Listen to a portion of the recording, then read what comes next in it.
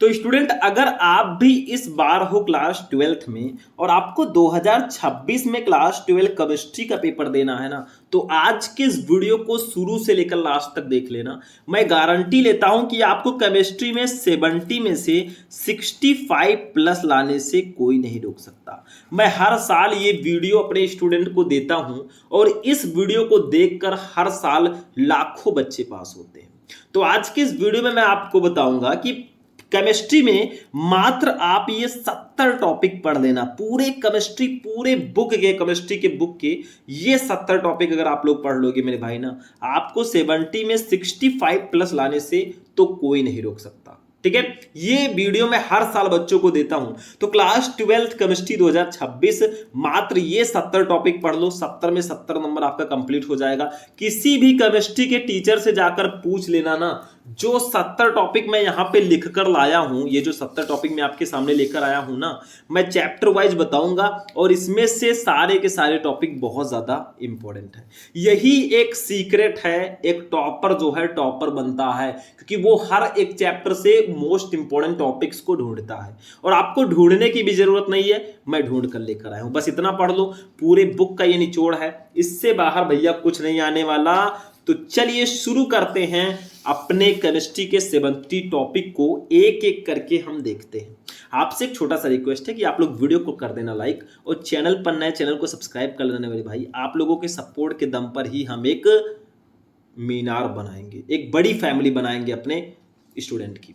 देखो 70 महत्वपूर्ण टॉपिक आपके केमिस्ट्री का, मैं एक एक चैप्टर के मोस्ट इंपॉर्टेंट टॉपिक्स को बताने वाला हूं। आप लोग ध्यान से समझना, नोट भी कर लेना। ठीक है, देखो सबसे पहला चैप्टर हमारा है भैया विलयन। अब सबसे पहले हम विलयन चैप्टर के उन टॉपिक्स को पढ़ेंगे जो वीवीआई है। देखो जो मैं यहां पे टॉपिक लेकर आया हूं ना, सारे के सारे टॉपिक बहुत इंपॉर्टेंट वाले हैं। देखो विलयन चैप्टर में आपको हेनरी का नियम पढ़ लेना है। हेनरी का नियम कितना ज्यादा इंपॉर्टेंट है बताने की जरूरत नहीं है। किसी भी टीचर से जाकर पूछोगे ना, किसी भी टीचर से, वो यही कहेगा भैया ये नियम अगर आपने नहीं पढ़ा तो क्या पढ़ा। उसके बाद में आपको पढ़ना है मोलरता, क्योंकि आपको पता है विलयन चैप्टर में न्यूमेरिकल्स होते ही होते हैं। तो मोलरता जो टॉपिक है ना, ये न्यूमेरिकल इससे रिलेटेड पूछा जाता है, डायरेक्टली ये टॉपिक भी आ जाता है। फिर मोललता, इससे रिलेटेड न्यूमेरिकल भी आता है। ठीक है, मोल प्रभाज या मोल अंश, इसको भी पढ़ लेना। ठीक है, मतलब जो मोस्ट टॉपिक हैं वो मैं आज आपको बता देता हूं। और अगर आप लोग सपोर्ट करोगे, अगर आप चाहते हो ना कि मैं ये टॉपिक एक एक करके आपको पढ़ाऊं, तो आप लोग वीडियो को इतना लाइक कर दो ना और चैनल को सब्सक्राइब कर लो, ताकि मुझे इतना मोटिवेशन मिल जाए कि इन सब टॉपिक को मैं लेकर आपके लिए आता रहूं, लगातार पढ़ाता रहूं और एक दिन आपको टॉपर बनाता रहूं। तो चलो भैया आगे देखते हैं। राउल्ट का नियम इस चैप्टर में बहुत ज्यादा इंपॉर्टेंट है, इसको भी पढ़ लेना। ठीक है, उसके बाद में परासरण तथा परासरण दाब क्या होता है, what is osmosis and osmotic pressure. तो ये 1 से लेकर 6 तक जो टॉपिक है ना भैया, ये बहुत ज्यादा इंपॉर्टेंट है आपके विलयन चैप्टर में। 2 टॉपिक और हैं जो मैंने यहां पे नहीं लिखा है, बट आप पढ़ लेना। एक है क्वथनांक में उन्नयन और एक है हिमांक में अवनमन। ये टॉपिक भी आपको पढ़ना है मेरे भाई, क्योंकि ये टॉपिक भी बहुत ज्यादा इंपॉर्टेंट है। ठीक है, तो ये हमारा फर्स्ट चैप्टर के इतने टॉपिक आपको जरूर से जरूर पढ़ लेना है। मतलब ये जो है बीवीआई वाले टॉपिक हैं, वेरी वेरी इंपॉर्टेंट वाले। अब चलते हैं चैप्टर नंबर 2 पे। चैप्टर नंबर 2 का नाम है वैद्युत रसायन। इसमें अगर देखा जाए तो एक टॉपिक है विशिष्ट चालकत्व या चालकता। ये बहुत इंपॉर्टेंट टॉपिक है। विशिष्ट चालकता क्या होता है, व्हाट इज स्पेसिफिक कंडक्टेंस। मैंने आपको बताया था कप्पा इक्वल टू 1/ρ, कुछ ऐसे करके 1/ρ। तो यही होता है भैया विशिष्ट चालकता। आगे आगे मैं आपको बताता रहूंगा, बिल्कुल टेंशन फ्री रहना। 8वां मोलर चालकता क्या है, इसको भी पढ़ लेना, व्हाट इज मोलर कंडक्टिविटी। उसके बाद में भैया कोलरोस का नियम बहुत इंपॉर्टेंट है। जितने भी नियम है केमिस्ट्री में ना, नियम को तो बिल्कुल मिस ही मत करना। और न्यूमेरिकल्स की बात करें तो 2 ही 3 चैप्टर में न्यूमेरिकल है, जो स्टार्टिंग के 3 चैप्टर है ना, विलयन, वैद्युत रसायन और रासायनिक बलगत की, बस इसी में न्यूमेरिकल है, पढ़ लेना भैया, बाकी कुछ पढ़ने की जरूरत नहीं है। 10 नंबर है फैराडे के विद्युत अपघटन का नियम। इस चैप्टर में बहुत ज्यादा इंपॉर्टेंट है, इसको भी पढ़ लेना।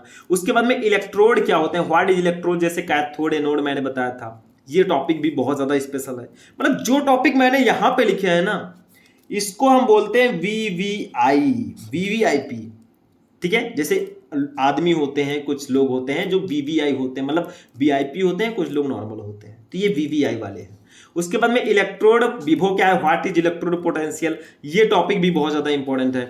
विद्युत रासायनिक सेल क्या है, इसको तो बिल्कुल मिस नहीं कर सकते, और सेल का विद्युत वाहक बल क्या है। ये जो टॉपिक थे ना हमारे 7 से लेकर 14 तक, ये हमारे चैप्टर नंबर 2 वैद्युत रसायन के टॉपिक थे।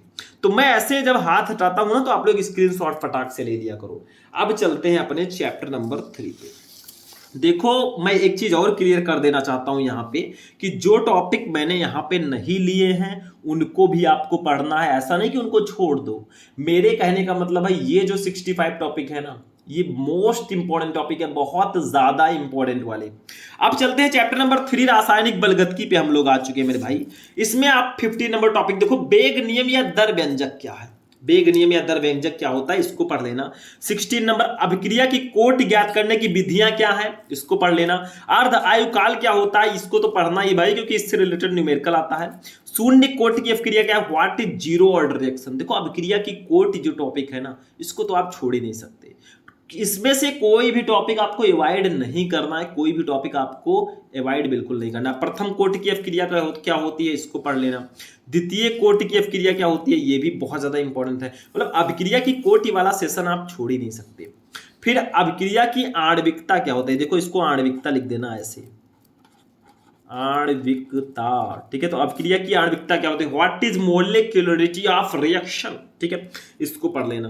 फिर 22 नंबर है हमारा डी ब्लॉक के तत्व यानी कि संक्रमण तत्व, ये तो हमारा दूसरे चैप्टर में चला गया। तो ये तीसरा चैप्टर जो हमारा है रासायनिक बलगतिकी, इसमें इतने टॉपिक इंपॉर्टेंट है 15 से लेकर 21 तक, ये हमारे चैप्टर नंबर 3 के टॉपिक है। फटाक से स्क्रीनशॉट लो।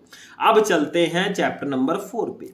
ये हमारा चैप्टर नंबर 4 का टॉपिक है। 2 ही टॉपिक मैंने यहां पे लिए हैं, बट आपको और भी पढ़ना है। देखो इसमें चैप्टर का नाम है डी एवं एफ ब्लॉक के तत्व। तो डी ब्लॉक के तत्व के बारे में आपको पढ़ना है कि संक्रमण तत्व क्या होता है, इसकी विशेषताएं क्या होती हैं, ये आप लोग पढ़ लेना, संक्रमण तत्व और उसकी विशेषताएं, ठीक है। उसके बाद देख लो नेक्स्ट टॉपिक हमारा है लैंथेनाइड तथा एक्टेनाइड क्या होते हैं, ये तो आप बिल्कुल मिस कर ही नहीं सकते। तो ये 2 टॉपिक मैंने 4th चैप्टर से लिया है। टॉपिक और भी हैं लेकिन ये 2 टॉपिक सबसे अलग हैं। चैप्टर नंबर 5 पे अगर हम लोग चलें उपसह संयोजन यौगिक पे, तो इसमें आपको पहले उपसह संयोजन यौगिक क्या होता है, व्हाट इज कोऑर्डिनेट कंपाउंड, इसको पढ़ना है, ठीक है। फिर 25 नंबर टॉपिक है उपसह संयोजन यौगिकों का नामकरण, इसका नॉमेनक्लेचर कैसे करेंगे। भाई नामकरण तो सबका होता है, जैसे हम लोग पैदा हुए थे तो हमारा नाम रखा गया, ठीक है, ऐसे सबका नामकरण होता है, तो इनका भी नामकरण होगा। फिर लिगेंड्स क्या होते हैं, what is ligand. 27 number topic है संयोजकता आबंध सिद्धांत यानी कि बैलेंस बॉन्ड थ्योरी, बीबीटी क्या होता है, ये टॉपिक तो बहुत ज्यादा इंपॉर्टेंट है, ठीक है, इसको भी पढ़ लेना। तो ये चैप्टर 5 के हमारे टॉपिक है उपसह संयोजन यौगिक के। तो हमारी जो फर्स्ट केमिस्ट्री है ना, यानी कि फर्स्ट चैप्टर 1 से 5 तक, उसमें से इतने टॉपिक मैंने बता दिए। मैं बार बार यही रिपीट कर रहा हूं कि भैया टॉपिक्स और भी हैं, ऐसा नहीं कि सर जी इतना बता दिए हैं इतना पढ़ लें। देखो ये टॉपिक बहुत इंपॉर्टेंट वाले हैं। बहुत सारे बच्चे कहते हैं ना सर मैं तैयारी तो कर रहा हूं लेकिन मुझे चैप्टर से मोस्ट इंपॉर्टेंट टॉपिक को कैसे ढूंढे, क्या आप बता सकते हैं, हमारी हेल्प कर सकते हैं। तो वही मैं आपकी हेल्प कर रहा हूं कि हर एक चैप्टर से मोस्ट इंपॉर्टेंट टॉपिक्स को कैसे ढूंढना है वो मैं आपको ढूंढ कर बता रहा हूं, ठीक है। चलो चैप्टर नंबर 6 पे हम लोग चलते हैं, हाइलो एल्केन तथा हाइलो एरिन पे। इसमें सबसे पहले आपको पढ़ना है भैया हाइलो एल्केन क्या होता है, what is halo alkanes. Chapter का नाम ही है हाइलो एल्केन तथा हाइलो एरिन, तो आप हाइलो एल्केन को नहीं पढ़ोगे तो कैसे काम चलेगा, ठीक है। तो हाइलो एल्केन पढ़ लेना।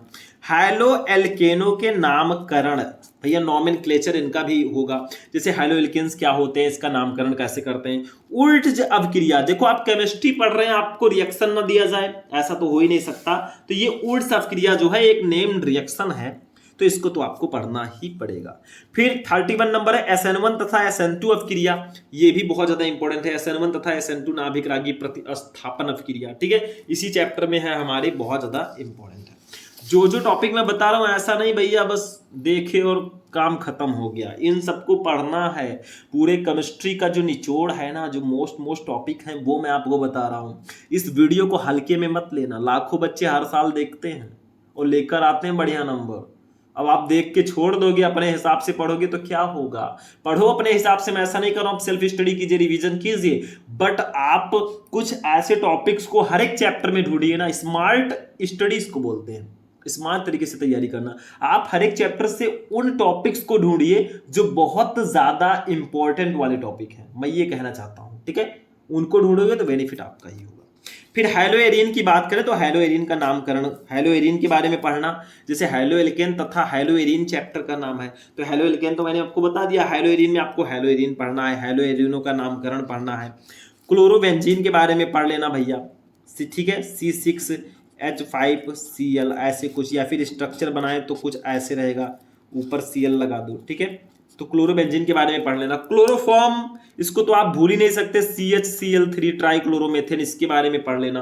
तो ये हमारे चैप्टर नंबर 6 के टॉपिक थे, हैलो एल्केन तथा हैलो एरिन के। और ये जो टॉपिक्स मैंने बताया ना, इसमें से कोई भी टॉपिक आप मिस नहीं कर सकते भैया, मैं जबरदस्ती नहीं कर रहा हूं, आप पढ़ोगे तो आप ही का फायदा होगा, ठीक है। चलो, चैप्टर नंबर 6 हो गया।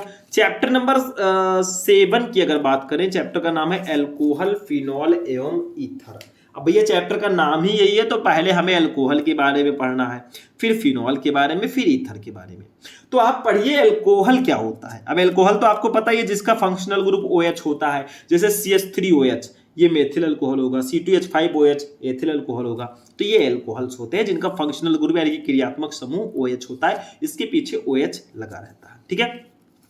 एल्कोहलों का नामकरण कैसे करेंगे, यानी कि साधारण नाम, IUPAC नाम, ये सब आपको करना होगा। एल्कोहल का वर्गीकरण, क्लासिफिकेशन ऑफ एल्कोहल, एल्कोहल को कैसे बांटेंगे, जैसे मोनोहाइड्रिक, डाईहाइड्रिक, प्राथमिक, द्वितीयक, तृतीयक एल्कोहल, ये सब आपने पढ़ा होगा, ठीक है।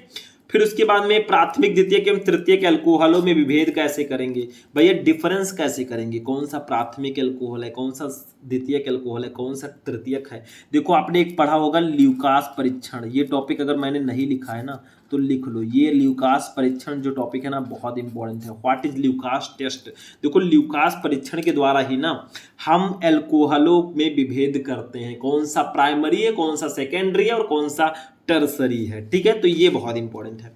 फिर उसके बाद 40 नंबर है एथिल अल्कोहल या एथेनॉल, जो हमारा होता है C2H5OH, इसको एथिल अल्कोहल बोलते हैं साधारण नाम, और एथेनॉल बोलते हैं IUPAC नेम, ठीक है। तो अल्कोहल वाला पोर्शन इतना हो गया चैप्टर 7 का। फिनॉल वाला पोर्शन देख लो, फिनॉल क्या होता है भैया, फिनॉल तो आपको पता ही होगा, C6H5OH, इसी को फिनॉल बोलते हैं।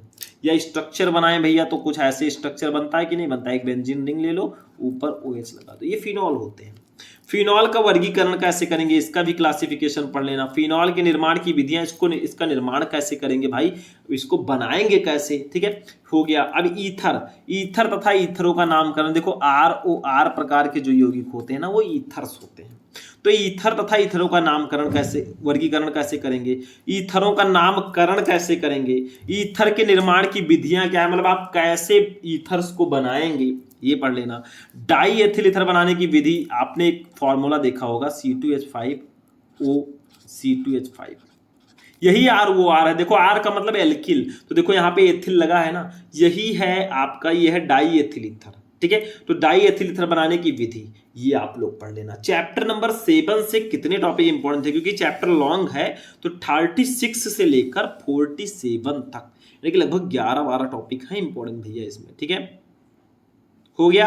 चलो अब चैप्टर नंबर 8 पे चलेंगे। चैप्टर का नाम है एल्डिहाइड, कीटोन एवं कार्बोक्सिलिक अम्ल। अब भैया चैप्टर का नाम है एल्डिहाइड, कीटोन एवं कार्बोक्सिलिक अम्ल, तो एल्डिहाइड के बारे में पढ़ेंगे, कीटोन के बारे में पढ़ेंगे, कार्बोक्सिलिक अम्ल के बारे में पढ़ेंगे। तो एल्डिहाइड क्या होते हैं, जैसे CHO जो फंक्शनल ग्रुप वाले होते हैं ना, CHO वो एल्डिहाइड होते हैं, ठीक है। जैसे HCHO फॉर्मेल्डिहाइड, CH3CHO एसिटाल्डिहाइड, ठीक है। आपने देखा होगा HCHO इसको बोलते हैं फॉर्मेल्डिहाइड, CH3CHO एसिटाल्डिहाइड, ठीक है। तो ये एल्डिहाइड्स होते हैं, ठीक, इतना समझ में आ गया भैया एल्डिहाइड क्या होता है। अब आगे बढ़ते हैं। एल्डिहाइड, कीटोन एवं कार्बोक्सिलिक अम्ल हमारे चैप्टर का नाम है। तो एल्डिहाइड एवं कीटोन का नामकरण कैसे करेंगे भैया, इसका नॉमेनक्लेचर आपको पढ़ लेना है कि एल्डिहाइड एवं कीटोन्स का नामकरण हम कैसे करते हैं, ठीक है, बहुत इंपॉर्टेंट है। उसके बाद में कार्बोक्सिलिक अम्ल की बात करें तो COOH वाले जो कंपाउंड होते हैं ना फंक्शनल ग्रुप वाले, वो कार्बोक्सिलिक एसिड होते हैं। तो कार्बोक्सिलिक अम्ल क्या होता है, कार्बोक्सिलिक अम्लों का वर्गीकरण कैसे करेंगे, कार्बोक्सिलिक अम्लों का नामकरण कैसे करेंगे, स्मिट अपक्रिया इसको पढ़ लेना, ठीक है। उसके बाद में नाइट्रो यौगिक, फॉर्मिक अम्ल आपका पढ़ लेना। तो ये सब टॉपिक जो है ना हमारे एल्डिहाइड, कीटोन एवं कार्बोक्सिलिक अम्ल चैप्टर से बहुत ज्यादा इंपॉर्टेंट है। चैप्टर नंबर 8 के टॉपिक भी हमने देख लिए, अब 2 ही चैप्टर बचे हैं। 10 चैप्टर हैं आपके केमिस्ट्री में टोटल, ठीक है। चलो चैप्टर नंबर 9 पे हम लोग चलते हैं मेरे भाई। चैप्टर नंबर 9 बेंजीन नाम, सॉरी एमीन नाम है इस चैप्टर का। इसमें आपको नाइट्रोबेंजीन के बारे में पढ़ना है, बहुत इंपॉर्टेंट है भैया नाइट्रोबेंजीन, ठीक है। C6H5NO2 कुछ ऐसे बनता है नाइट्रोबेंजीन का स्ट्रक्चर। देखो ये हो गया, ऊपर लिख दीजिए NO2, इसी को बोलते हैं हम लोग नाइट्रोबेंजीन, ठीक है। 57 नंबर है हमारा कि एथिल एमीन बनाने की विधि। एथिल एमीन का मतलब C2H5NH2, इसको बोलते हैं हम लोग एथिल एमीन। तो इसको कैसे बनाएं, प्रयोगशाला में एथिल एमीन कैसे बनाएं, एथिल एमीन को बनाते कैसे हैं, ये टॉपिक जो है बहुत ज्यादा स्पेशल है, पढ़ लेना।